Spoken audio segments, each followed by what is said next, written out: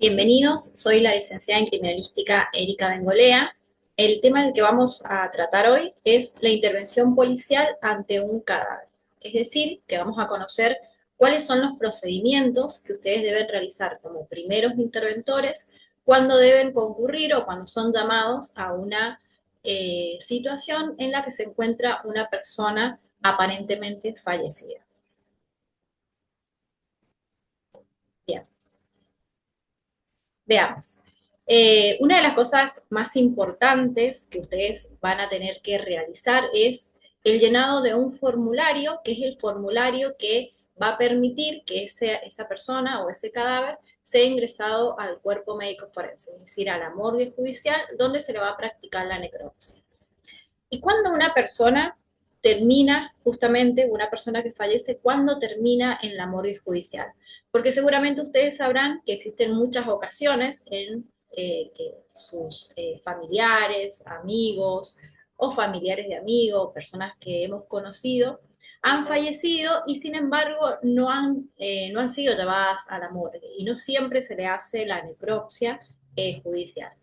Bueno, estos casos, en los casos que va a intervenir justamente la justicia, van a ser aquellos casos en los que haya sospecha de muerte, es decir, casos que se abren en averiguación muerte.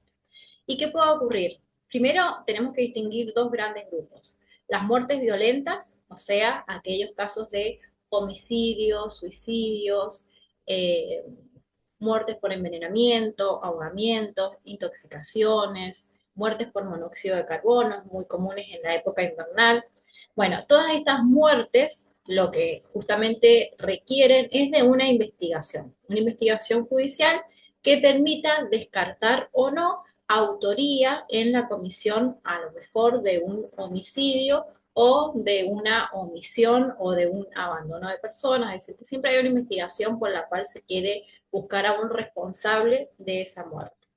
Entonces, las muertes violentas, incluso aquellas que sean accidentales, siempre van a requerir de una investigación judicial. Entonces, cualquier muerte violenta, ya sea homicidio u una muerte accidental, como puede ser el ahogamiento, la electrocución, siempre van a requerir la intervención de la justicia para descartar que no haya criminalidad en esa muerte. Entonces, siempre van a terminar en la morgue judicial. Sin embargo, existen otras muertes que se llaman muertes naturales o muertes sin asistencia médica, en las cuales la persona fallece por un proceso natural, por ejemplo, una persona que estaba en su casa con una enfermedad terminal y termina falleciendo producto de esa enfermedad terminal, pero que por alguna razón o no tiene médico de cabecera, que suele ocurrir, mucha gente mayor que no tiene un médico de cabecera y que fallecen de causas naturales, pero al no tener un médico de cabecera que certifique la muerte, es decir, que haga un certificado de fallecimiento indicando que no hay, digamos, duda en que la muerte ha sido por una causa natural y que no hay una muerte sospechosa de criminalidad. Entonces, en esos casos, cuando no existe el médico que firme el certificado de función, entonces la justicia va a abrir una causa en averiguación muerte, se va a mandar el cuerpo a la morgue y ese cuerpo va a ser sometido a una necropsia justamente para descartar una muerte criminal. Entonces, por esa razón, algunas veces las personas que fallecen sin asistencia médica o que fallecen por una causa natural terminan siendo intervenidas en una necropsia judicial. Sin embargo, si la persona tiene un médico de cabecera que certifique su muerte, en ese caso tal vez ustedes sean convocados al lugar, pero los mismos familiares les manifiesten que están tratando de buscar o están tratando de contactar al médico de cabecera. Entonces, en ese caso en particular, cuando el médico de cabecera emite el certificado de función, ya queda, digamos, quedan ustedes y todo el proceso, todo, digamos, el organismo judicial y policial queda afuera, ya no necesita hacer nada más y solamente, digamos, se hace toda la cuestión civil que tiene que ver con la muerte de esa persona. Entonces, en los casos en que sí nos toca intervenir, es donde entra, digamos, digamos que entra en juego aprender y saber llenar este formulario, justamente que es el formulario con el cual la morgue judicial va a recibir el cuerpo para realizarle la necropsia. Bueno, ¿qué deben hacer entonces ustedes? Acá también vamos a reflexionar sobre otra situación. Ustedes saben, ya como les dije recién, si es una muerte violenta, homicidio doloso, homicidio culposo, suicidio, intoxicaciones, envenenamientos, ahogamientos, una persona que se ahoga, muy común en la época del verano, eh, muertes por monóxido de carbono, muerte por electrocución, muertes por caída, supóngase una persona que está trabajando en altura y se cae y fallece, eso sería una muerte accidental. Cualquier muerte violenta, todas esas muertes van a tener intervención de la autoridad fiscal, entonces ustedes van a llegar al lugar, van a dar aviso a la autoridad fiscal interviniente, van a hacer las verificaciones correspondientes en el lugar. ¿Por qué les digo esto? Supónganse que una persona falleció por una electrocución, obviamente que ustedes para llegar y verificar fehacientemente que es, digamos, que el hecho que se está investigando realmente ocurrió en ese lugar, tienen que tener la precaución de no ir a tocar ni pisar donde se encuentra esa persona, sin antes haber verificado que en este ejemplo que les estoy dando se haya ya cortado el suministro eléctrico. Entonces siempre hacemos verificaciones de seguridad. Siempre ustedes llegan, primero verifican que el lugar donde van a trabajar sea seguro. Si van a un lugar donde una persona se ha intoxicado con monóxido de carbono, lo mismo. O sea, no voy a entrar al lugar sin las precauciones pertinentes, por ejemplo, llamar a bomberos para que se mida la concentración de monóxido en el lugar, abrir las ventanas, abrir las puertas, ventilar el lugar, o sea, siempre primero es la seguridad personal. Una vez que yo ya abordé y resolví la seguridad personal del lugar, entonces me puedo acercar al cuerpo y acuérdense que una de las primeras cosas que se tiene que realizar es la constatación de los signos vitales. Me tengo que fijar si esa persona yo a simple, digamos, con el simple tacto puedo detectar que tiene o no tiene signos vitales. Una vez que detecto eso, voy a tomar, en este caso estamos hablando de personas que entendemos que al tocarlas no detectamos signos vitales, entonces voy a convocar siempre a los servicios de emergencia. Voy a convocar al SEC, que es sería el servicio de emergencia que se encuentra acá en la provincia de Mendoza. A veces puede ir personal del Servicio Coordinado de Emergencia o a veces podría estar muy ocupado este servicio y se puede lograr o se puede requerir que vengan otros prestadores de servicios privados como por ejemplo Amano, el ESI. Entonces siempre es la convocatoria. ¿Y para qué convoco al servicio de emergencia? Porque aunque yo no haya detectado los signos vitales, yo no tengo, digamos, la autoridad legal para determinar que una persona está muerta. El único que puede hacer eso es un médico.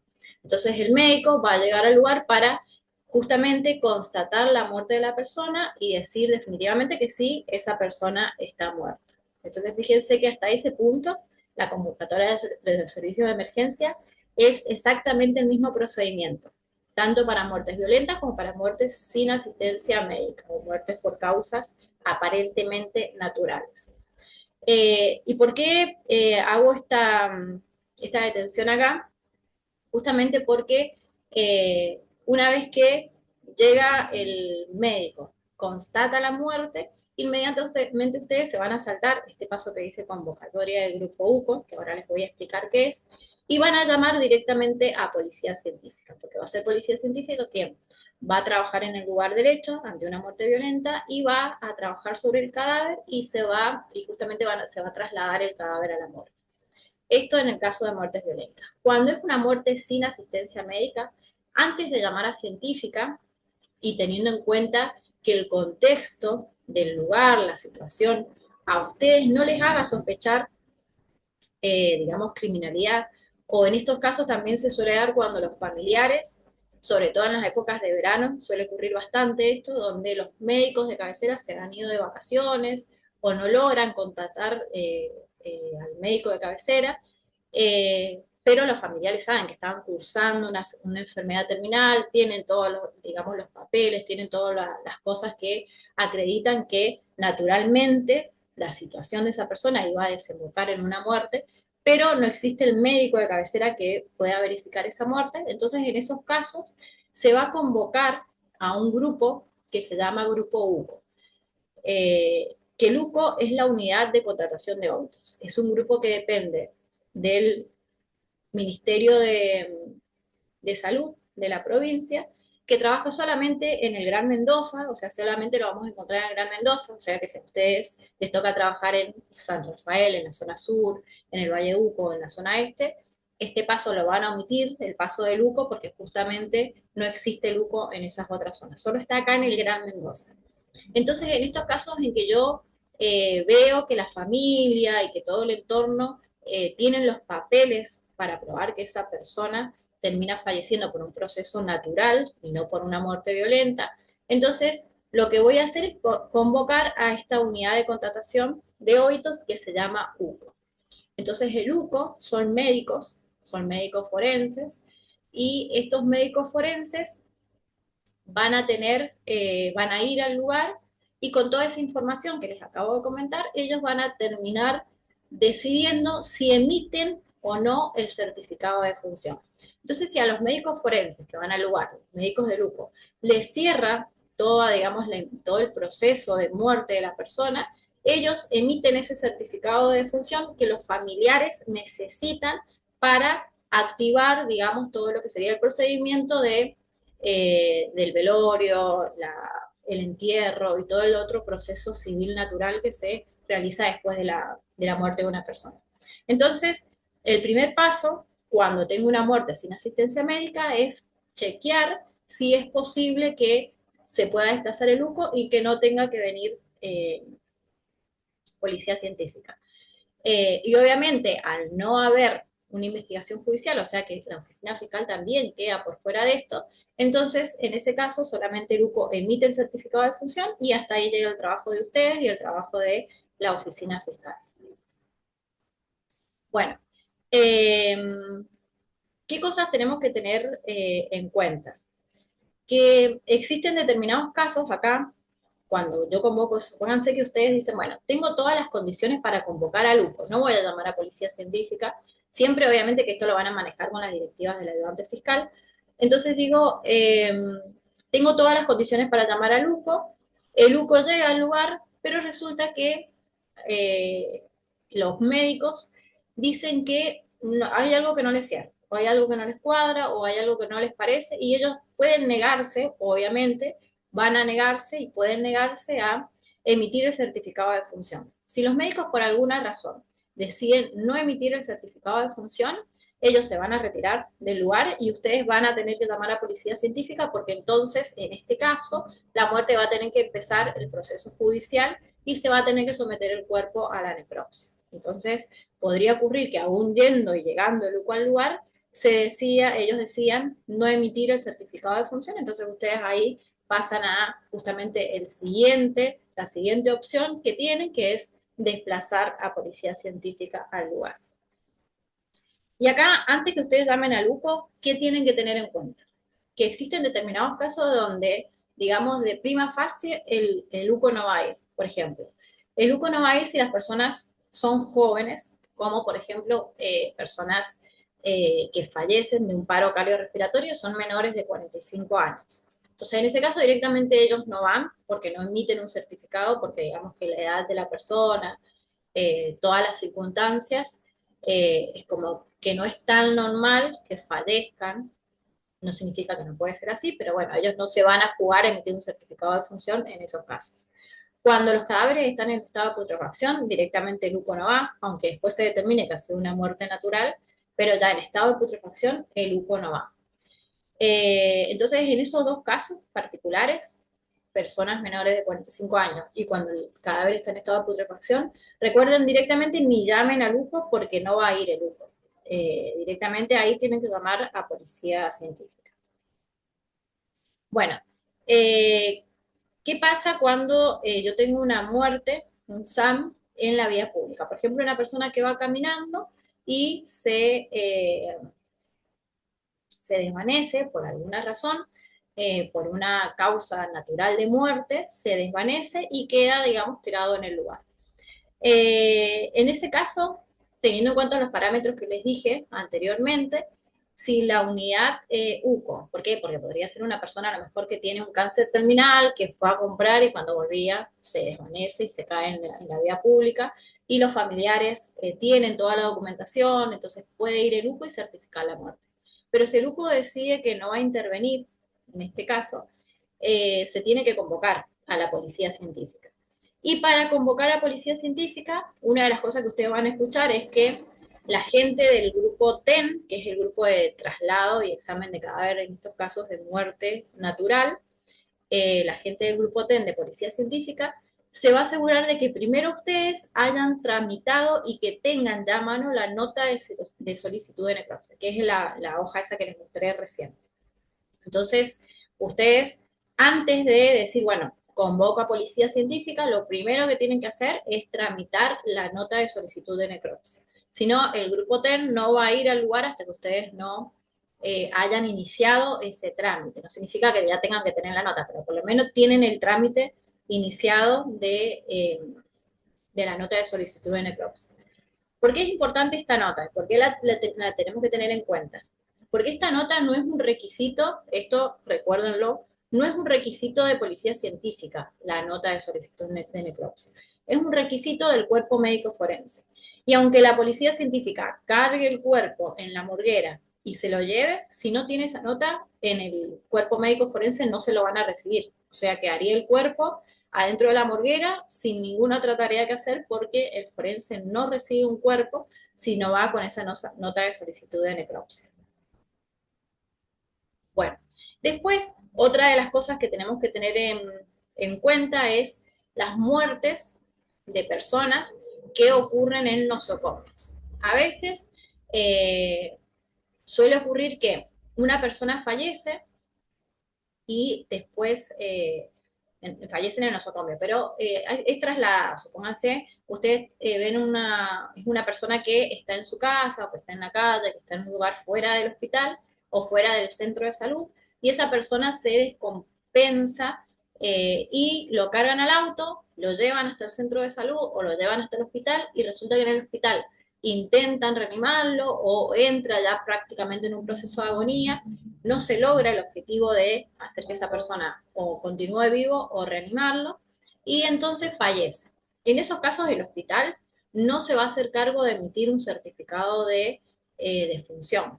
Entonces, ¿qué va a pasar? Que se van a tener que, obviamente, que habilitar todos los organismos judiciales para llevar el cuerpo y que se le realice la necropsia correspondiente. En el caso este tampoco van a, obviamente tampoco va a responder el UCO ante estos casos, salvo, como les dije recién, que sea una persona que tiene, digamos, un proceso de enfermedad, que tiene todos los papeles, que no encuentran al médico, y bueno, que surgió esta situación y entra al hospital. Bueno, en ese caso se podría intentar justamente llamar al UCO y que el UCO certifique la muerte, aunque el cuerpo esté en el hospital.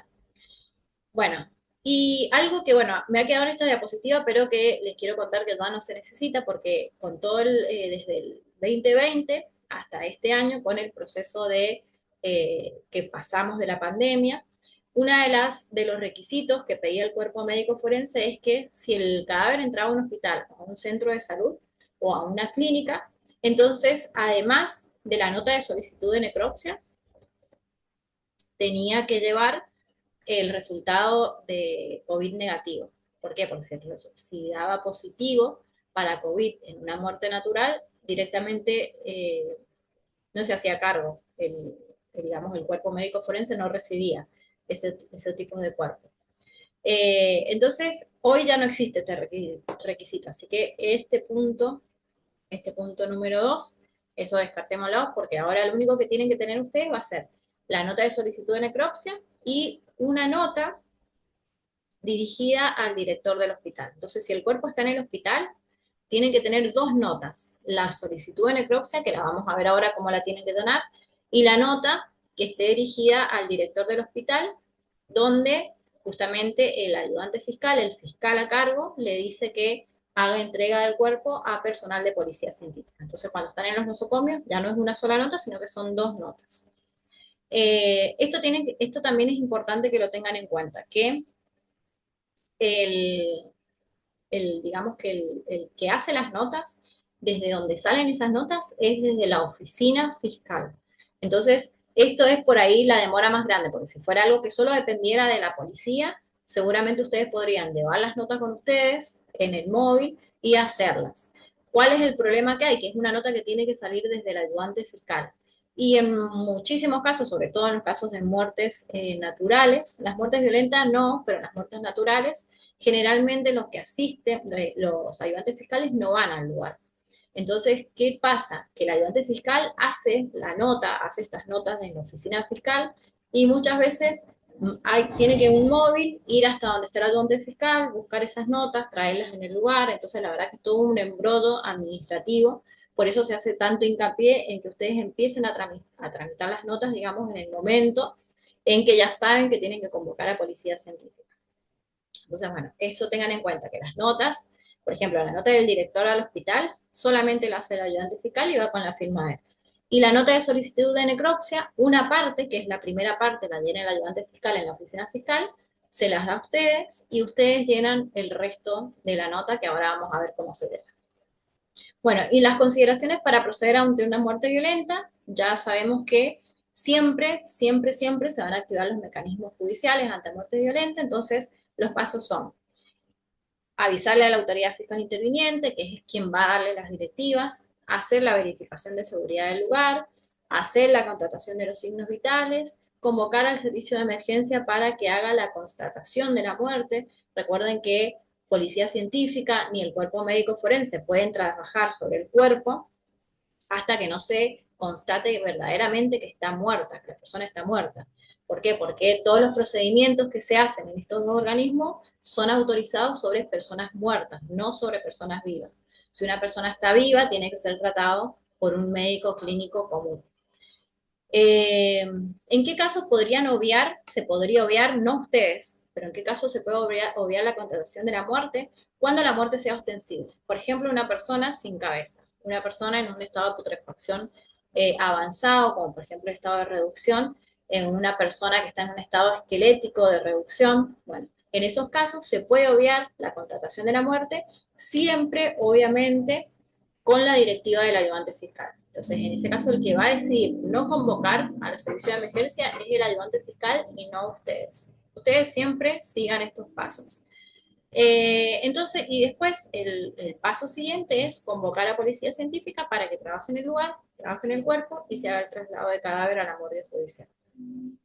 Entonces, recuerden que en muertes violentas siempre van a convocar a policía científica, entonces siempre tienen que tener en cuenta el formulario de cadáver. Bueno, entonces ahora vamos a esta parte, que es el llenado del formulario de cadáver.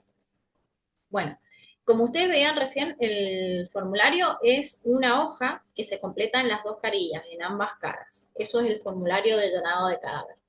Esta primera parte, que es la parte que está, digamos, en el anverso, arriba en el anverso, es esta parte la que les dije que no la llenan ustedes, sino que la llena el ayudante fiscal en la sede judicial.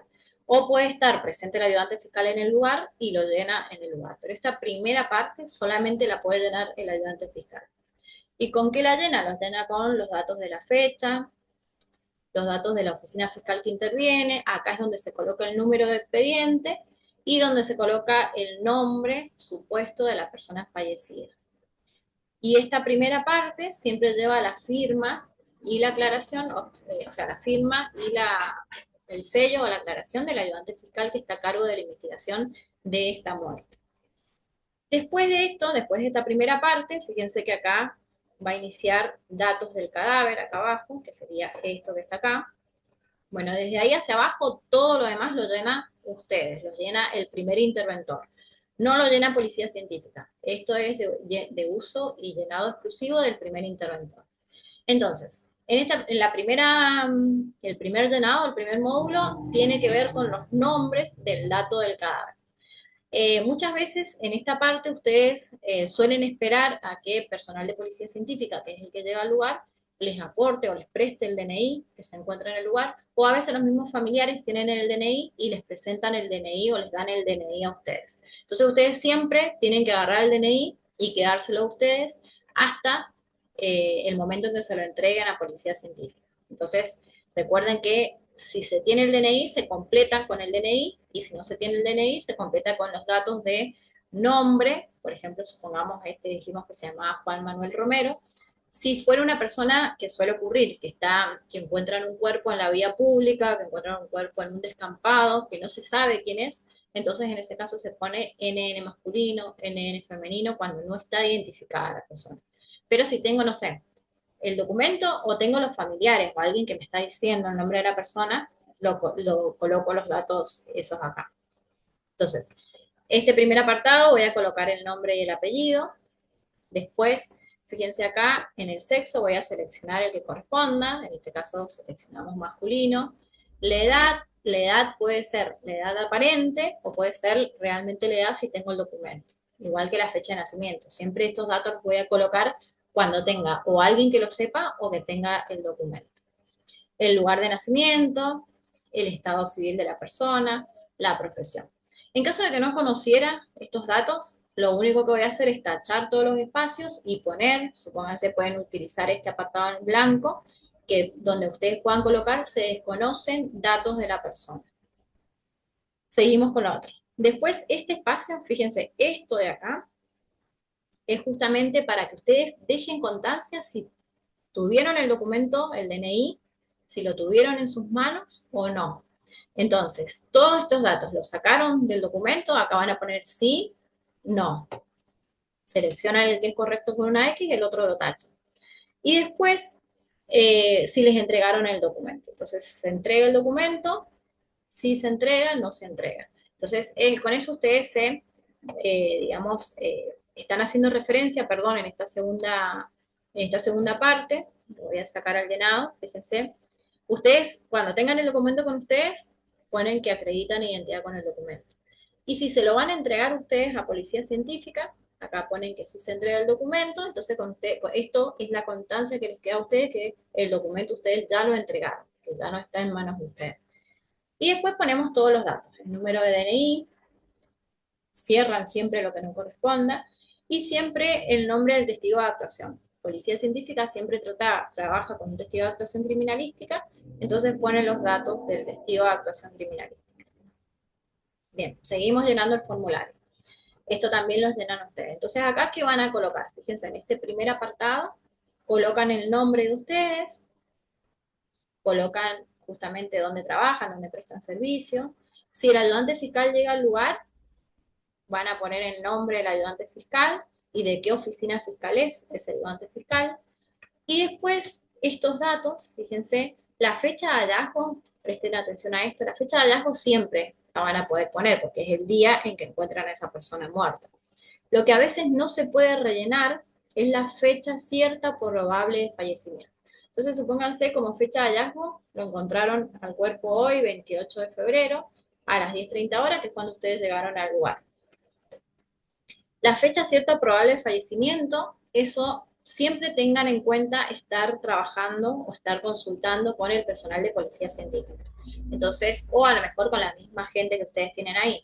Si el hombre llevase, digamos, estuviera en un estado de putrefacción, en un estado de reducción, realmente no se va a poder saber. El se desconoce porque no se va a poder saber hasta que no se haga la necropsia. Hay muchas ocasiones en que no se sabe cuál es la fecha cierta probable hasta que no se haga la necropsia. Sin embargo, existen otros casos donde a lo mejor los familiares dicen, bueno, estaba hasta las 7 de la mañana, estaba vivo y de repente fuimos a verlo a las 8 y ya estaba fallecido. Entonces, bueno, en esos casos podríamos colocar. O en los casos de una muerte violenta, por ejemplo, una persona está discutiendo con otra, recibe un disparo y eso ha sido, no sé, una hora antes o unas horas antes, fue el mismo día, pero según los relatos ha sido como a las 6:30 de la mañana. Entonces, esto acuérdense que la palabra fecha cierta o probable, la palabra probable es, digamos, la palabra que los habilita para poner una hora aproximada, tal vez un poquito más, tal vez un poquito menos, pero más o menos por los relatos que se tienen podría ser esa la hora. Y si no lo puedo decir, se pone, se desconoce, como les mostraba recién, y listo. Bueno, después en este otro apartado vamos a poner el domicilio de hallazgo, es decir, donde encuentran a la persona fallecida, colocamos la dirección. Después tenemos esto acá abajo. Acá abajo tenemos una cuestión. Ustedes, lo que es temperatura y grados, no lo van a poder colocar porque ustedes no van a tener ningún instrumento que les permita medir esto, así que directamente lo cierran, he puesto una X, pero a lo mejor convendría cerrarlo, ponerle una línea y cerrarlo, nada más. Y sí van a poder rellenar lo que sería el enfriamiento y la rigidez, que ahora vamos a ver qué es eso. Sin embargo, para tener esto sería importante también que lo hablen con la gente de policía científica. Entonces, ¿para qué? ¿Para qué? Porque policía científica también en sus formularios tiene que poner enfriamiento y rigidez. Entonces, si ellos detectan que el cadáver estaba frío o no, o si detectan que estaba rígido o no, se los dicen a ustedes y ustedes ponen lo mismo que puso el resto de las personas, o sea, lo que puso policía científica.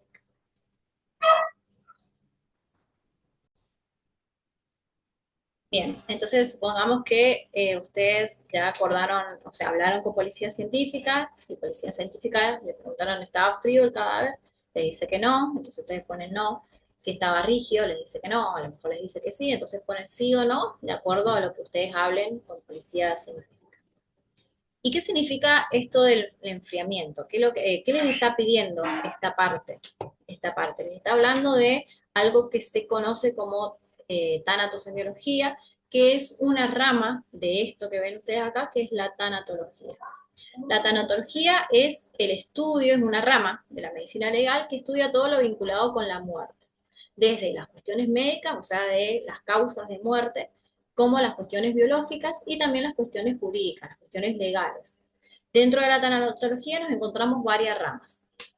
El tanatodiagnóstico, tanatosemiología, la tanatocronología, la autopsia o tanatopsia, que vendría a ser la necropsia, la tanatoconservación y la tanatolegislación.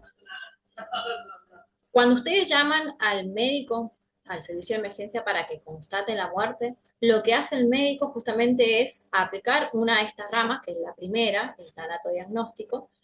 Justamente lo que hace el médico es verificar una serie de signos presentes en el cadáver que le van a hacer, que le van a permitir a él certificar que la persona ha fallecido. ¿Cuáles son esos primeros signos? Primero verifican si tiene estado de conciencia o no, cosas como la sensibilidad, los movimientos, la hidratación, el tema de los latidos, la ocultación de los latidos cardíacos, los reflejos, el pulso, el color de la piel. Es decir, que hay un montón de signos que el médico sabe mirar y que a partir de ellos va a decir sí, verifico, constato definitivamente que esta persona está fallecida. Entonces el médico es el que está preparado y el que está capacitado para hacer esta constatación de muerte y por eso es el único que puede firmar. Y después lo que a ustedes le pide el formulario que lo hace Policía Científica es la tanatosemiología. La tanatosemiología es verificar también signos en el cuerpo, es el estudio. Tánatos es muerte, semio son signos y logía es estudio. Estudio de los signos de la muerte sería. Eh, entonces, lo que se hace es verificar una serie de signos que lo que hacen es aportar, por eso el forense en este formulario que ustedes tienen que llenar los pide, porque lo que hace es aportar justamente información que permita determinar el tiempo de muerte, o determinar a lo mejor reforzar o investigar por dónde puede haber sido la causa de la muerte. Pero en general lo que se hace busca es determinar el tiempo de muerte. Entonces, teniendo en cuenta esto, nosotros vamos a ver que en el cadáver ocurren fenómenos. Después de que la persona fallece, ocurren fenómenos que se producen de forma rápida e inmediata, que se llaman signos tempranos, y fenómenos que tardan más tiempo en producirse, como la putrefacción cadavérica. Entonces, ¿qué es lo que hace Policía Científica? Esto de que ustedes en el formulario tienen que marcar si está frío o si está rígido, son signos tempranos. Fíjense que están acá rigidez y enfriamiento. Son signos tempranos que ocurren cuando una persona fallece. Bueno, ¿qué pasa o qué se ve en el cuerpo cuando la persona fallece? Vamos con este primer punto de los signos tempranos, la deshidratación. Obviamente que se frenan todos los procesos metabólicos en el cuerpo, entonces el cuerpo ya deja de tener, digamos, esa circulación de los fluidos. Entonces vamos a observar que la zona de la boca, de la lengua, que en las personas vivas siempre está húmedo, eso se va a notar seco. igual que los ojos, nuestros ojos que si vemos la capa córnea siempre está brillante, bueno, eso también vamos a ver una opacidad justamente porque se ha deshidratado, el cuerpo ya no tiene hidratación, ya el metabolismo no está hidratando constantemente el cuerpo, entonces se ve este signo. Entonces, por ejemplo, podemos ver un signo que se llama estenol Lewis, que es un signo que se forma sobre el ojo, justamente cuando la persona fallece, a las 12 horas aproximadamente de muerto, se forma este signo que es como que se le hace en el ojo una capa de color gris. Y algo que es bastante importante tener en cuenta, sobre todo ustedes que van a ser los primeros que llegan al lugar, es este signo que se llama signo de Sommer-Larcher, pero que se conoce como la mancha esclerótica. Se llama mancha esclerótica porque se produce en la esclera del ojo, que es la parte blanca, y fíjense que es una mancha que atraviesa el ojo. ¿Por qué les digo que es importante para ustedes que son los primeros en llegar? Porque esta mancha se produce cuando la persona fallece con los ojos abiertos. Y acá la importancia de que ustedes, ni ustedes, en el caso de los familiares, ustedes no lo van a poder controlar. Si los familiares les cerraron los ojos antes de que ustedes lleguen, ya es algo que ustedes no pueden controlar. Pero si ustedes llegan y los encuentran con los ojos abiertos al cuerpo, tienen que dejarlos así. Porque cuando ustedes los cierran a los ojos y nosotros saquemos esta foto, abrimos los ojos y le sacamos la foto, nos vamos a dar cuenta que alguien le cerró los ojos al cuerpo. Esta mancha solo se forma si la persona fallece con los ojos abiertos. Entonces es una mancha de coloración negruzca o marrón que se produce cuando la persona ha fallecido con los ojos abiertos. Y es una mancha que se da rápidamente, o sea, a los 20 minutos de fallecida la persona ya se está viendo esa mancha. Bueno, ¿y qué es el enfriamiento? Acuérdense que nosotros mantenemos una temperatura corporal, tenemos un metabolismo, estando vivos, que nos permite mantener una temperatura corporal de 36,5 más o menos en condiciones normales en todo nuestro cuerpo. ¿Y qué pasa con los objetos? ¿Por qué, por ejemplo, yo, que soy una persona, cuando estoy a una temperatura de 0 grados centígrados en invierno, igual mi cuerpo sigue en 36,5? Y justamente por mis procesos metabólicos que regulan la temperatura. Un cuerpo o un objeto, a un objeto no le pasa eso. Si yo pongo un vaso a 0 grados centígrados, el vaso se va a enfriar y va a llegar a 0 grados centígrados. Porque justamente acá aplica una de las leyes de la física, que es del equilibrio térmico. Entonces los cuerpos tienden a equilibrar su temperatura cuando están en contacto o cuando están, por ejemplo, objetos expuestos a un ambiente con una determinada temperatura. Cuando la persona fallece, su metabolismo obviamente que se frena y ya no va a estar manteniendo la temperatura corporal. Entonces la persona se transforma en un objeto que va a tomar la temperatura del ambiente que la rodea. Entonces, si una persona, acuérdense que dije que la temperatura normal era de 36,5 grados, si una persona, entre 36 y 36,5, si una persona fallece y hacen 30 grados, lo que le va a pasar a ese cuerpo es que va a bajar su temperatura, por eso se habla del enfriamiento, va a bajar su temperatura a los 30 grados que hacen en el lugar donde está. Si una persona fallece adentro de una habitación y en esa habitación hacen 24 grados, esa persona va a fallecer y al cabo del paso de horas su temperatura va a disminuir hasta 24 grados, que es el ambiente donde está. Entonces la persona siempre el cuerpo se va a transformar en un objeto que va a aplicarse las leyes térmicas, del equilibrio térmico, y que va a tomar la temperatura del ambiente en el que se encuentra. Entonces, cuando hablamos de enfriamiento, estamos considerando aquellos casos en los que el cuerpo está en un ambiente que es más frío que la temperatura corporal. Porque, ¿qué pasa si la persona fallece y en el ambiente hacen 40 grados? En este caso, no vamos a encontrar esto del enfriamiento, o sea, no vamos a encontrar un cuerpo frío porque el cuerpo siempre va a permanecer a una temperatura alta y va a tender a tener esa temperatura del ambiente. Entonces el enfriamiento hay que ponerlo entre comillas porque significa esto.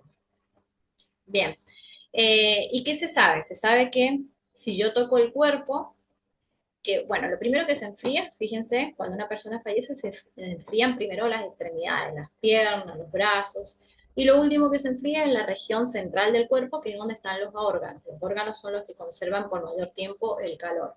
Entonces, cuando yo quiero tocar, quiero saber si en mi formulario voy a poner si está frío o no, lo que tengo que hacer es tocar a la persona, al fallecido, en la zona central del cuerpo, del abdomen, del estómago, o en la zona de las axilas, esas zonas que conserven más el calor. Y voy a saber, voy a poner si está frío al tacto o si sigue, o si está tibio todavía. Bueno, ¿y para qué sirve esto? ¿Para qué sirve ese dato? Si yo toco a una persona, supónganse fallece, yo lo toco y está tibio, eso me tiene que hacer pensar que la persona no lleva más de 8 o de 10 horas de muerta. Acuérdense de agarrar esto con pinzas, porque estamos hablando en el caso de que lo normal, por el ambiente en el que está, sea que la temperatura del cuerpo descienda para equilibrarse. Si la persona lleva, supónganse, 12, 13, 14, 15 horas de fallecido y el cuerpo está a 40 grados de la intemperie, entonces no tengo que tener en cuenta este parámetro porque definitivamente no va a bajar la temperatura de ese cuerpo. Así que acuérdense que esto es en condiciones, siempre evaluando el contexto en el que se produce la muerte. Y después, el cuerpo médico forense lo que hace es tomar la temperatura corporal con un termómetro rectal, y con ese termómetro se establece que si la temperatura se mantiene, digamos, todavía dentro de las líneas normales de temperatura, 36, 37 para lo que sería el recto, entonces todavía no han pasado 24 horas de fallecido. Eso es tomando la temperatura rectal. Bueno, y existen diferentes fórmulas. Tenemos la fórmula de Buchut, tenemos la fórmula de Gleister. Son fórmulas que se aplican y que aplican el cuerpo médico forense justamente para saber cuánto llega de fallecido una persona, teniendo en cuenta cuánto ha ido bajando, descendiendo la temperatura corporal. Entonces, en este caso, fíjense que podríamos decir, como para tener un conocimiento a grandes rasgos, después si lo quieren investigar, fíjense que tenemos la fórmula de Buchut, la fórmula de Gleister. En ambos casos podemos decir que en las primeras 12 horas más o menos se pierde 1 grado de temperatura corporal por hora. Entonces, si mi cuerpo estaba a 37 grados, la temperatura rectal, en este caso de la fórmula de Gleister, dentro de 1 hora va a estar a 36, dentro de 2 horas va a estar a 35, dentro de 3 horas va a estar a 34. O sea, esto es más o menos lo que dicen las fórmulas de pérdida de temperatura. Pero bueno, les vuelvo a recordar lo mismo, esta pérdida de temperatura siempre va a estar condicionada por otras condiciones, por el ambiente en el que se produce la temperatura, por la condición física de la persona. No es lo mismo una persona delgada que una persona obesa. Una persona obesa pierde la temperatura más lenta que la persona delgada, que la va a perder mucho más rápido. No es lo mismo una persona que fallece con mucha ropa que una persona que fallece desnuda. La pérdida de temperatura va a ser también diferente. No es lo mismo una persona que muere por un estado de hipotermia, o sea, porque se le enfrió el cuerpo y le entró una hipotermia, que una persona que muere por un estado febril. Ahí los descensos de temperatura definitivamente van a ser completamente diferentes. Entonces recuerden que esta fórmula tiene que tener en cuenta un montón de cosas del contexto, y por eso van a ver que en el formulario se piden otros datos que el forense también debe tener en cuenta para no aplicar las fórmulas a ciegas, sino teniendo en cuenta el lugar y las condiciones de la persona fallecida. Bueno, después otra de las cosas que les toca poner sí o no en el formulario es si tenía rigidez o no. ¿Y qué es lo que es la rigidez? La rigidez es una contractura muscular, una retracción de la musculatura estriada que se produce después de que la persona fallece, después de un tiempo de que la persona fallece. Y la rigidez también es un dato que, junto con el enfriamiento corporal, me permite a mí dar una data estimada de la muerte. Bueno, nosotros tenemos que conocer que existen fases, existen diferentes fases de la rigidez. Cuando la persona fallece en condiciones normales, entre las 2 o primeras 3 horas de fallecido, lo que vamos a encontrar en el cuerpo es un estado de miorrelajación completa. Todos los músculos van a estar flácidos, todos los músculos van a estar blancos. Yo voy a abrir la mandíbula y no voy a tener resistencia, voy a poder abrir la mandíbula del cadáver, le voy a doblar el brazo y no voy a tener resistencia, le voy a doblar las piernas y no voy a tener resistencia, va a estar completamente flácido el cuerpo. Si yo lo encontrara así al cuerpo, entonces puedo decir, bueno, esta persona recién fallece, o sea, no han pasado más de 2 o 3 horas que ha fallecido porque todavía no empieza la rigidez en el cuerpo. La rigidez empieza después de las 3 horas empieza la rigidez. Después de esas 3 a 12 horas donde empieza la rigidez, se produce una fase de rigidez máxima y después de las 24 a 36 horas viene una fase de resolución. Entonces, fíjense, apenas se muere está completamente flácido. A las 3 horas se empieza a poner rígido, después queda rígido completo. Después, otra vez, se empieza a poner flácido de nuevo. Esos son los procesos, los 4 procesos por los que pasa el cuerpo teniendo en cuenta la rigidez. Entonces, ¿cómo ocurre la rigidez? Acuérdense, en las primeras 2 o 3 horas la persona va a estar así, completamente flácida. A las 3 horas, lo primero que se le va a poner rígido va a ser la mandíbula. Entonces yo le voy a querer abrir la mandíbula al fallecido y no voy a poder abrírsela o voy a sentir esa resistencia en la apertura. Después se pone rígido todo lo que son los músculos de la cara, los músculos del cuello. Fíjense cómo va de arriba hacia abajo la rigidez. Se ponen rígidos los brazos. Entonces, imagínense haciendo el examen de cadáver. Yo toco la mandíbula, está rígida. Quiero doblar los brazos y los brazos están rígidos. Pero cuando voy a doblar las piernas no. Las piernas están flácidas. ¿Esto qué es? ¿Qué me podría dar? Me podría dar data más o menos de cuánto tiempo. Fíjense que esto estaría entre las 8 horas, todavía las piernas no se ponen rígidas, entonces todavía no llega a las 12 horas. Ya cuando las piernas se ponen completamente rígidas, sí me puedo referir justamente a un proceso de rigidez completa. Entonces a las 12 horas el cuerpo alcanza su rigidez completa en todos los músculos del cuerpo.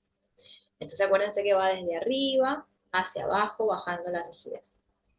Después viene la fase de estado. ¿Y qué es la fase del estado? Es una fase de rigidez tal, acuérdense que se va poniendo rígido hacia el cuerpo. Bueno, en esta fase hay una rigidez tal que es muy difícil vencer justamente los puntos de flexión del cuerpo. Entonces, acá les he puesto esta foto, fíjense, si yo pusiera el cadáver entre 2 banquitos, el cadáver quedaría perfectamente horizontal y no se doblaría ni se quebraría en ningún punto. Entonces, esta fase de rigidez máxima es una fase que ocurre entre las 15 a 18 horas.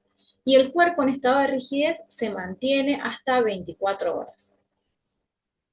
Para finalmente entrar en su fase de resolución. Después de las 24 horas, todo ese cuerpo que estaba rígido ahora se empieza a poner blando de nuevo. ¿Y qué es lo primero que se pone blando? Fíjense que otra vez el proceso es desde arriba hacia abajo. La cabeza, la mandíbula, el cuello, el torso, los brazos, los miembros inferiores. Entonces, ese es el proceso de, digamos, de resolución, donde el cuerpo deja de estar rígido y empieza otra vez a estar flácido. Bueno, entonces esos son los 2 puntos que a ustedes les toca colocar, si estaba frío o no, y si estaba rígido o no. Por eso les digo que, como en general, a veces ustedes lo van a ver, ustedes cuando vayan a tocarle los signos vitales a la persona, van a sentir si estaba frío o si estaba tibio. Y a veces, cuando es muy avanzado el proceso de rigidez, supónganse una persona que muere en posición fetal, ustedes mismos van a ver que cuando la dan vuelta, cuando policía científica llega y lo mueve para hacer el examen de cadáver, la persona mantiene siempre la posición y podrían a simple vista ver que está rígida ese cuerpo, ese cadáver. Bueno, y finalmente, otro signo que se ve, pero que a ustedes no se lo pide el formulario, solamente se los comento a modo de interés general, es el tema de las livideces. Las livideces en realidad es una coloración violácea, rojo o violáceo que se produce en el cuerpo y que en realidad la da la sangre que circula por los vasos sanguíneos. Entonces, mientras nosotros estamos vivos, nuestro sistema circulatorio va a llevar a cada lugar de nuestros órganos, de nuestra piel, de nuestros órganos internos, va a estar llevando sangre. O sea, no solamente estamos hablando de la sangre que circula por los grandes, digamos, vasos de circulación, que son las venas y las arterias, sino también por aquellos vasos sanguíneos pequeños. Entonces, una vez que la persona fallece, se detiene el proceso de circulación, se cierra la canilla, la sangre no circula más, Y lo que va a pasar es que toda esa sangre que estaba en los vasos sanguíneos va a tender, obviamente se va a filtrar se va a filtrar, digamos, por los vasos sanguíneos, porque acuérdense que los vasos sanguíneos no son impermeables, entonces se filtra y toda esa sangre se va a depositar en las zonas declives del cuerpo por acción de la gravedad. Entonces, fíjense en la imagen que les puse, la persona fallece en posición de cúbito dorsal, es decir, boca arriba, entonces toda la sangre se va a ir hacia abajo, hacia la zona de la espalda, hacia la zona dorsal. Por eso cuando ustedes vean el cadáver en la espalda, van a ver que, fíjense que la zona de los glúteos y de los omóplatos, donde estaba apoyado en el cuerpo, esa zona, como han estado sometidos a presión, ahí no se deposita esa sangre, sí se deposita en el resto del cuerpo. Si yo lo paro al cuerpo, si la persona fallece, supóngase el caso de un suicidio que se ahorcó, entonces esa sangre, por acción de la gravedad, ahora se va a ir a los brazos y a las piernas, que son los que están en declives en el cuerpo. Fíjense que las livideces, apenas la persona fallece, se instauran muy rápidamente, entre los 20 y 45 minutos ya se empiezan a ver las livideces, porque acuérdense que es sangre que se empieza a filtrar y se va a las zonas declives del cuerpo. Entonces, cuando recién arranca se ven rosadas, así claritas, pero cuando las livideces ya lleva mucho más tiempo muerto el cuerpo, se ven de este tono así, como un rojo bordó o violáceo, mucho más fuerte. Bueno. ¿Y qué nos dicen las livideces? Las livideces también nos hablan de la cantidad de horas de muertos, porque cuando las livideces son tenues, rosaditas, están apareciendo como manchas aisladas, eso nos hace pensar que la persona no lleva muchas horas de fallecida. En cambio, cuando están, digamos, más fuertes, cuando son como este color que les mostraba recién, entonces podemos pensar que ya lleva por lo menos más de 12 horas de fallecida la persona. Entonces, fíjense, en este caso, ¿qué les haría pensar? Obviamente, recién hay unas manchas aisladas, es muy tenue, la persona está entrando en las primeras horas del fallecimiento. En este caso, fíjense que las manchas ya están un poquito más dispersas, ya se empiezan a notar más. Entonces acá podríamos hablar de que hay un avance de horas.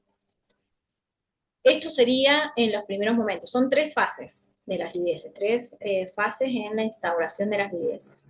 Las primeras manchas, como les decían, son aisladas y de poco espesor. Eso es entre los 20 y los 45 minutos. Las otras son de 3 a 5 horas, ya se ven un poco más fuertes. Y cuando las veamos así, tenemos que pensar que ya lleva más de 10 o de 12 horas la persona fallecida. Fíjense acá, son las primeras manchas. Y acá les quiero decir algo que es súper importante. ¿Por qué? Porque ustedes seguramente habrán visto cuando vimos el protocolo de preservación que una de las indicaciones era que no había que mover el cuerpo. Bueno, acuérdense que las livideces es como si fuera, es como si, nosotros, como si el cuerpo muerto fuera un envase que tiene líquido adentro. Ustedes, si tienen la botella parada, el líquido va a quedar abajo. Si ustedes dan vuelta a la botella, ese líquido se va a ir hacia el otro lado. Bueno, de la misma forma funciona el cuerpo. Entonces, si ustedes, el cuerpo fallece en posición acostado, boca arriba, que eso se llama de cúbito dorsal, la sangre se va a ir hacia la espalda. Si yo agarro y llego al lugar y lo doy vuelta y lo pongo boca abajo, esa sangre se va a ir hacia toda la parte ventral. Por eso es tan importante no mover el cuerpo. Porque cuando muevo el cuerpo, las livideces se mueven y eso dificulta luego interpretar la dinámica de la muerte. ¿Y cuál es el signo, cuál es el dato que nos aportan las livideces? Las livideces, hasta las 12 horas de fallecido, están migratorias. ¿Qué es migratoria? Es esto que les acabo de explicar. Si yo lo muevo al cuerpo durante esas primeras 12 horas de fallecido, las livideces van a ser ese líquido que se va de un lado al otro del cuerpo. Entonces lo voy a dar vuelta y se van para adelante. Lo pongo boca arriba y se van para atrás. O sea, están migratorias. Pero después de las 12 horas las livideces se fijan. Es como si después de las 12 horas se metiera el cuerpo al congelador y el agua se congelara en la base de la botella. Aunque yo dé vuelta la botella, las livideces van a quedar congeladas, o sea, van a quedar en ese lugar porque están congeladas, ya no se mueven. Entonces, hasta las 12 horas se mueven. Después de las 12 horas ya no se mueve esa sangre. Entonces, ¿cómo me doy cuenta de eso? Fíjense esta marca que se da acá de los dedos que han tocado el cuerpo. Bueno, si yo lo toco, ¿por qué se marcan mis dedos? Porque las livideces se corrieron, la sangre se corrió de ese lugar donde yo toqué. Eso significa que todavía se mueven, que están migratorias. Entonces, tocar el cuerpo Fíjense acá, esto es lo que les decía, tocar el cuerpo y que se marquen los dedos en las zonas esa de la sangre, de las lideses, significa que todavía no lleva más de 12 horas de muerte. Pero si yo toco el cuerpo, por ejemplo acá, fíjense que se tocó y no se marcaron los dedos, así, entonces eso significa que lleva entre de 12 a 24 horas de fallecido. Fíjense, ahí está. Esta persona también, fíjense que en este caso se tocó y no se marcaban las lideses.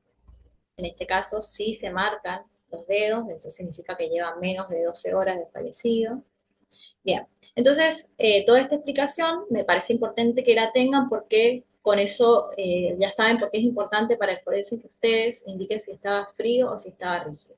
Si ustedes lo pueden verificar antes de que llegue policía científica, siempre lo aconsejable es eso, o sea, no esperar que policía científica les dé el dato, sino ustedes cuando hacen la verificación de los signos vitales, tratar de determinar eso.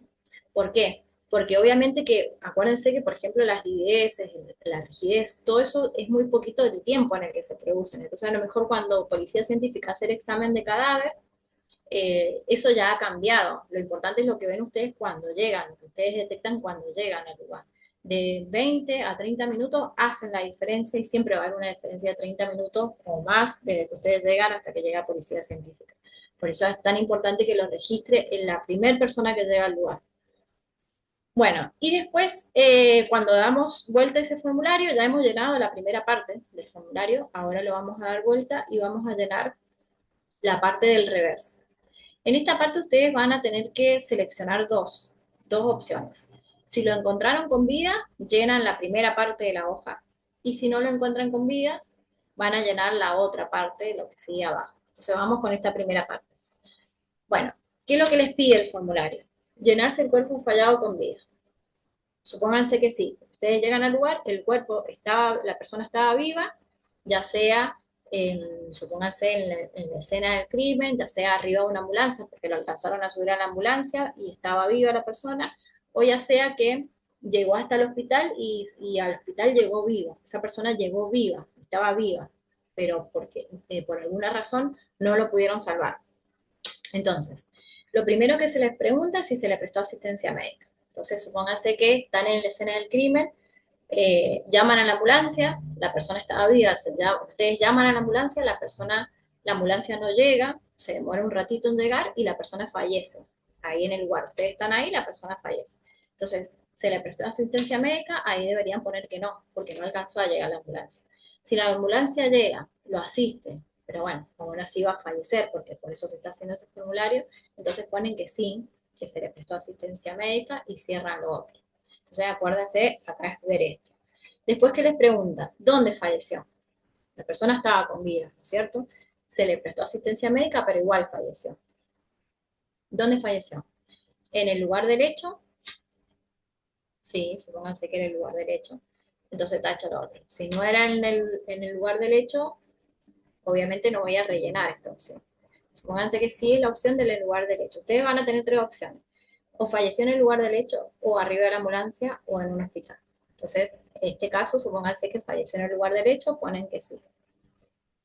Después, vamos con el caso que no sea en el lugar del hecho, que sea en la ambulancia, ponen que sí, que fue en la ambulancia, y les pide acá los datos, bueno, ¿cuál fue la ambulancia? Bueno, la ambulancia yo he puesto, elegí otro, no he puesto que es el servicio coordinado de emergencia. En general no llega mucho el servicio coordinado de emergencia, porque siempre les dicen a ustedes que tienen otros, digamos, otros procedimientos o lo que sea, y suelen llegar los servicios privados de emergencia. Entonces, por ejemplo, supónganse que llegó una ambulancia del ESI y le ponen el servicio y el interno de la ambulancia. Supongamos otro caso, el tercer caso es que fallece en el hospital. Entonces acá lo único que hacen es poner el nombre del hospital, Hospital La Mayor, Hospital Central. Y lo que va en cualquiera de los tres casos, siempre que haya recibido asistencia médica, siempre van a ir los datos del médico y la matrícula que los asiste. Bueno, esto es entonces en este caso en que ustedes llegan, la persona estaba viva y fallece después de la llegada de ustedes. Si ustedes cuando llegan el cuerpo ya es hallado sin vida, entonces llenan esta otra parte. Entonces en la primera parte se van a encontrar esto. Cuando ustedes den vuelta a la hoja, lo primero que tienen es esto. Si cuando llegan estaba ya sin vida, la primera parte esa la tachan, no la tienen que llenar, y llenan directamente que el cuerpo fue hallado sin vida. Acá lo mismo, acuérdense que siempre ustedes llegaban, pedían las directivas y tienen que llamar al servicio coordinado de emergencias para que hagan la contratación de la muerte. Y acá colocan los datos de la doctora o del doctor, del médico que contrató a la muerte y dónde presta servicio. Bueno, fíjense esta otra parte. Ustedes acá tienen que colocar cómo encontraron el cuerpo cuando ustedes llegaron. Cuando ustedes llegaron al lugar, estaba boca arriba, estaba boca abajo, estaba del lateral derecho, del lateral izquierdo, estaba sentado, estaba suspendido, estaba sumergido total o parcialmente, o estaba en otra posición. Entonces, ustedes acá lo que hacen es, yo acá, por ejemplo, seleccionar que estaba boca arriba y el resto de los espacios los cierro. O sea, ahí seleccionan la posición en que encuentran el cuerpo. Después les pide que hablen sobre las características del lugar donde estaba el cuerpo. Fíjense que esto se llena así. O sea, ustedes llenan, esto va toda la línea, se llena la línea para esto. Entonces, si es dentro del vehículo, ¿estaba en un baúl? ¿Sí o no? ¿Estaba en un habitáculo? ¿Sí o no? ¿En el baúl o en el habitáculo? ¿Está en este o está en este? Entonces yo acá elegí poner que estaba en el habitáculo. No estaba en el baúl, estaba en el habitáculo. Lo mismo para lo que sigue. Si es dentro de un inmueble, o sea, en una casa, en un comercio, ¿estaba sobre la cama? No. ¿Estaba sobre la silla o el sillón? Supónganse que sí, o supónganse que no. Si no estaba ni sobre la cama, ni sobre la silla o el sillón, van a poner no, no, y acá abajo, que también les queda un espacio, van a poner se encontraba sobre el piso de la habitación, se encontraba en el piso de la cocina, se encontraba en el inodoro, se encontraba en la ducha porque no tienen más espacio, o sea, no tienen más opciones que esa. Si es lugar semicerrado, supónganse que estaba en el patio de su casa. ¿El patio tenía techo? Sí o no. ¿El patio tenía paredes? Sí o no. Y si es un lugar abierto, supónganse que muere a la intemperie, si murió al sol o a la sombra. Porque acuérdense que eso afecta un montón el enfriamiento y la rigidez. Entonces esto se llena con sí y con no. Bueno, y las posiciones cadavéricas, justamente lo que les pide este apartado es saber si estaba boca arriba. Fíjense que decir que estaba boca arriba tiene un nombre técnico que se conoce justamente, todas las posiciones en horizontal o acostada de la persona se conocen como decúbitos. Yo puedo estar decúbito dorsal, que eso sería boca arriba, decúbito dorsal o supino, también se conoce, decúbito prono o decúbito ventral. De todas formas, esto sería importante que ustedes adquieran este lenguaje técnico para ustedes, para cuando después tengan que hacer las actas de procedimientos, tengan un lenguaje técnico adecuado para decirlo, porque el formulario lo simplifica. El formulario te dice boca arriba, boca abajo, lateral derecho, lateral izquierdo, sentado. Fíjense que la posición, bueno, sentado, técnicamente se le llama posición sedente. Estas son diferentes cadáveres encontrados en posición sedente, sentados. Y después existen, cuando vieron que decía otros, bueno, otros es, por ejemplo, esta. Esta posición tiene un nombre técnico que se llama genopectoral. Entonces, si la persona se encuentra de esa forma, ¿esto cuándo lo encontramos? Por ejemplo, ¿cuándo es bastante común encontrarlo? En una persona que ha sido ejecutada. Por ejemplo, hace un tiempo tuvimos un caso donde al hombre lo ponen de rodillas, le dan un disparo de la cabeza, un disparo en la cabeza y él cae hacia adelante y queda en esta posición genopectoral. Fíjense acá, este es un caso, no es el caso que les contaba, es otro caso. Los bebés, generalmente que suelen morir por muerte súbita, muchas veces los encontramos en posición genopectoral. Bueno, ahí tenemos más. Y después tenemos otra cosa que les dice el formulario, es suspensión. En suspensión, nosotros podemos encontrar en suspensión, generalmente son las personas que se suicidan mediante la maniobra justamente de ahorcamiento, o también pueden ser accidentales. A veces nos hemos encontrado con gente que estaba trabajando en alturas y se terminan, digamos, produciéndose una asfixia mecánica tipo ahorcamiento, con alguna de las cuerdas de trabajo porque caen y se enganchan justamente con esa cuerda. Entonces pues, la suspensión puede ser completa, fíjense que acá el cuerpo no está tocando el piso, y se le llama incompleta cuando el cuerpo toca el piso. La suspensión incompleta a veces parece como raro, es decir, che, ¿cómo puede ser si que la persona se haya suicidado si hacía contacto con el piso? Generalmente las personas que mueren usando esta maniobra de suspensión incompleta usan además alguna otra sustancia que les permita, digamos, como apagar un poco el estado de conciencia. A lo mejor toman medicamentos para dormir o hacen uso de alcohol o de drogas, algo que les permita entrar en un estado de inconsciencia que al final ellos no terminen intentando zafar justamente de la asfixia mecánica que se están auto provocando. Fíjense, estos son casos de suicidios en suspensión incompleta. O sea, hay alguna parte del cuerpo que está tocando el piso. Y después, otra cosa que les hablo del formulario es sumersión completa y sumersión incompleta. Bueno, ¿qué es la sumersión completa? La sumersión completa no significa que el cuerpo esté completamente abajo del agua, sino que todas las partes del cuerpo estén en el agua. No importa si hay un brazo, o fíjense como en este caso de la imagen, que la espalda no ha quedado completamente sumergida en el agua, pero todas sus partes, la cabeza, los brazos, las piernas, todos están adentro del caudal de agua. Esa es la sumersión completa. Recuerden esto, no significa que está completamente sumergido, sino que el cuerpo está dentro de digamos, el espejo, el caudal de agua sobre el que se ahoga. En cambio, en la sumersión incompleta, el cuerpo está tocando algo, o sea, alguna parte del cuerpo no está adentro del lugar donde se ahoga. Esto es muy común en los niños que se caen a baldes o que se caen a piletas chiquititas y quedan con los pies afuera, supóngase, tienen esas piletas redondas chiquititas que la altura máxima es de 20 centímetros, digamos, de los laterales de la pileta, bueno, quedan con los piecitos afuera y quedan con la cabeza metida bajo el agua. Y no tienen la fuerza, a veces ni la capacidad para ellos volver a salir y terminan ahogándose. Lo mismo con los baldes. Eso es la sumersión incompleta, es decir, que alguna parte del cuerpo no queda adentro del agua, sino que queda afuera. Generalmente esto se ve en niños o en personas que están con algún tipo de intoxicación por alcohol o por drogas, donde no tienen, digamos, la fuerza y tienen, digamos, los sentidos, tanto de reacciones, de reacción física, los tienen como obnubilados, entonces no pueden lograr vencer la resistencia del propio cuerpo. Bueno, y después en otros también podría pasar que se encuentren con estados que han sido de cadáveres que están carbonizados. Y en este caso los cadáveres carbonizados por la acción del calor, los miembros inferiores, que son las piernas, y los superiores, que son los brazos, tienden a retraerse, originando una posición que se llama posición del boxeador. Entonces en otros, ustedes podrían, si lo encuentran de esta manera, podrían poner posición de boxeador. Es bastante común.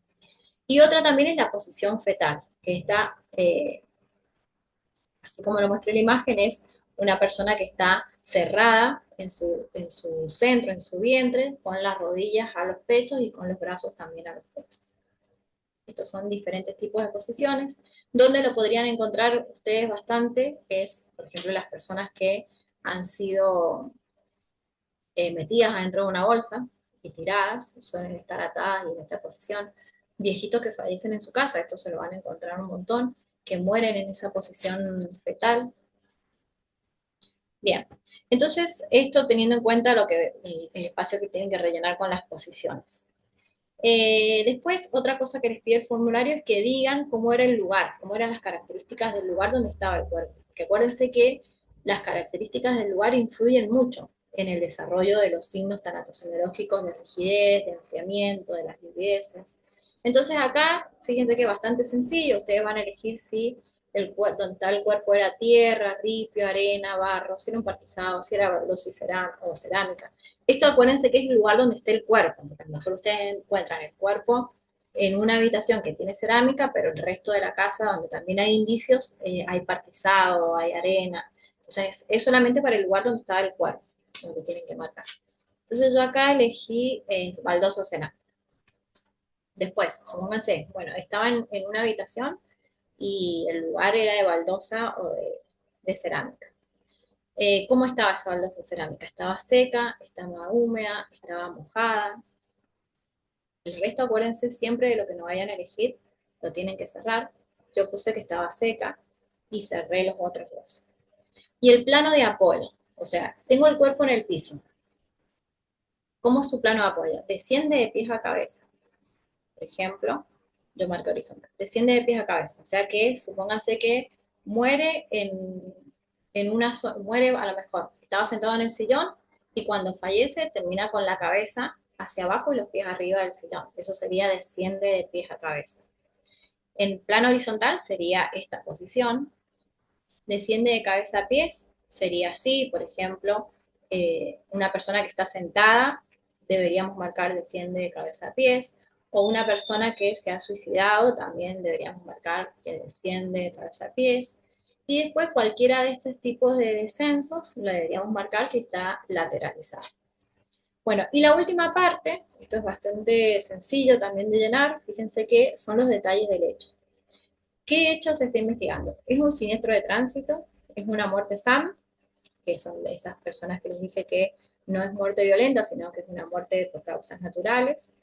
Es un homicidio, un suicidio, un accidente, ahogado, electrocución, envenenamiento. Otro, por ejemplo, intoxicación por monóxido de carbono, podrían poner acá, o podrían poner, en otro podrían poner accidente laboral, en otro podrían poner caída, por ejemplo, una persona que se cae. Entonces, esto lo pueden usar para otras cosas que no estén acá. Yo acá que marqué sin asistencia médica. Supónganse que no marcan esto, que marcan un homicidio. Entonces, si es un homicidio, si pongo sin asistencia médica, el de este lado, esto de acá ya no tengo nada que marcar. Pero si pongo que es un homicidio, bueno, el homicidio fue con arma de fuego, con arma blanca, con un objeto contundente. Un objeto contundente es algo rígido, como un palo, una piedra, una silla, cualquier cosa rígida que yo use para golpear a alguien. Con un líquido, un medicamento, en el caso de que sea un elemento de constricción. Hace que ustedes ponen suicidio, ¿con qué se suicidó? ¿Con una cuerda, con un alambre, con una manguera, con un cable? O les queda espacio para poner otra cosa que no esté contemplada. Bueno, y llegamos a la parte final del formulario. En la parte final van a tener dos casilleros. Este casillero, les he puesto acá el camioncito de policía científica porque es para que ustedes llenen los datos de la morguera de policía científica que se hace presente en el lugar. Entonces acá, por ejemplo, el camión este, el 3172, es de científica. Van a poner el nombre del que va a cargo de la dotación y del chofer del camión. Entonces, ustedes solo llenan hasta acá, con los datos de policía científica. Este espacio lo entregan vacío.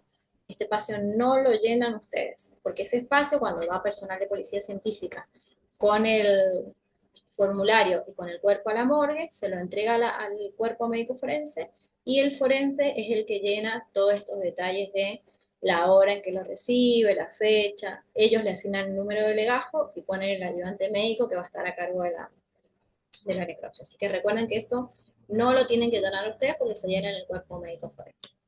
Bueno, entonces este formulario es un formulario que ustedes deberían tener por triplicado. Deberían tener 3 de estos formularios. Van a entregar, 2 de esos formularios se entregan a policía científica y ustedes se van a quedar con uno. Así que siempre lo mínimo es 3 copias de este formulario. Así que bueno, eso es todo lo que vamos a ver en esta ocasión. Tienen que repasarlo, tienen que aplicarlo y tienen que volverlo a ver las veces que sea necesaria para entender cómo se hace el llenado. Bueno, gracias.